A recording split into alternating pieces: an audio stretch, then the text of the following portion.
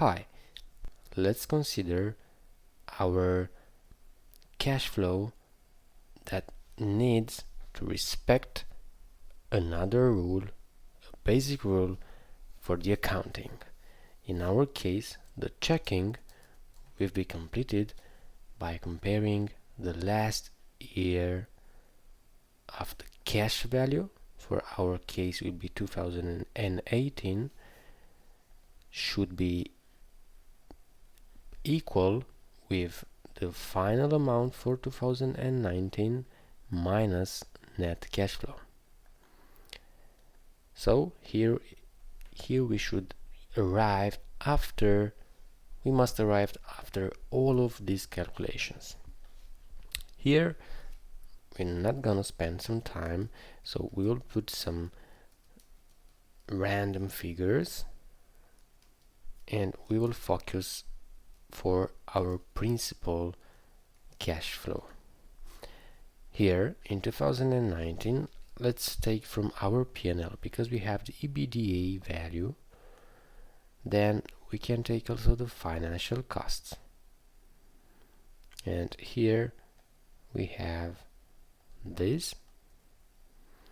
Now we arrived at the variations for our assets.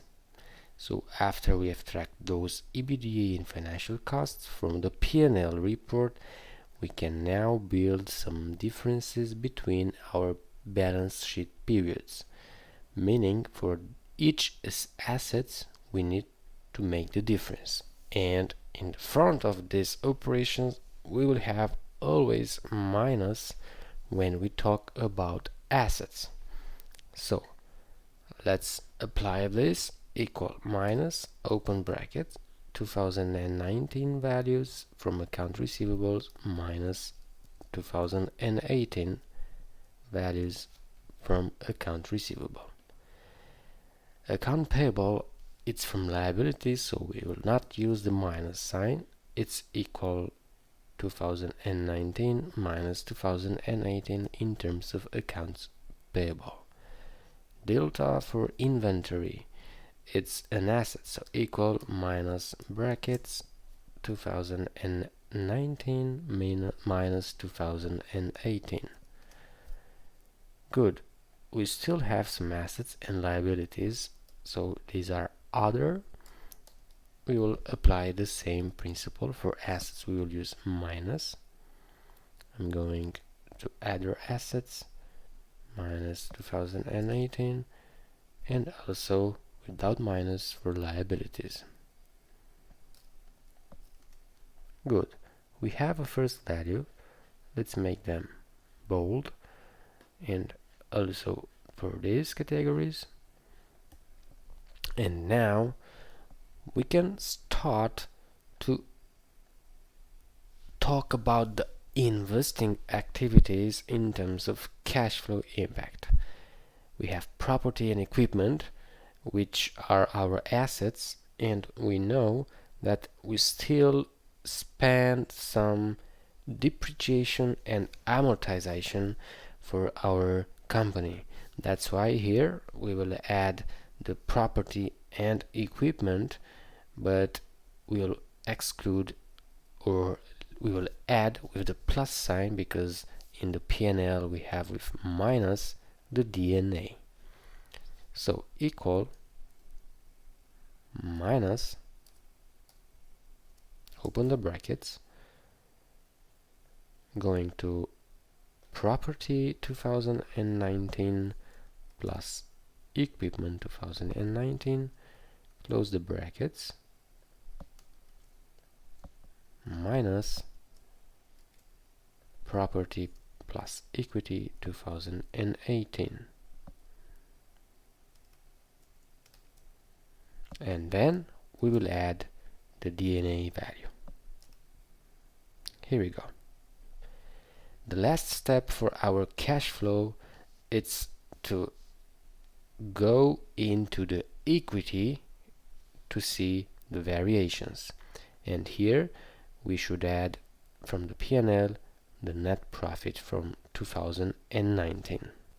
For equity, let's take the difference between 2019 minus 2018, and here we will add a minus net profit from our P&L. Let me introduce another row which is quite, let's say, made like the borrowing or loans, and let's add it. For 2019 I will put in a random value. For 2019 let's get from financial liabilities. Good. Now I will remake the total for our cash flow from finance activities, and here we have the total for our three categories of cash flow. Then here we can check if the main rule for our cash flow is in the line. So the last value for the beginning of the year, in our case it's the last day from 2018, so end of year plus net cash flow should be equal with end cash flow. In our case we have end of year, which is 220. Let's make this formula here equal 220 plus our obtained net cash flow equal with 2019 cash. Press enter, and here we go.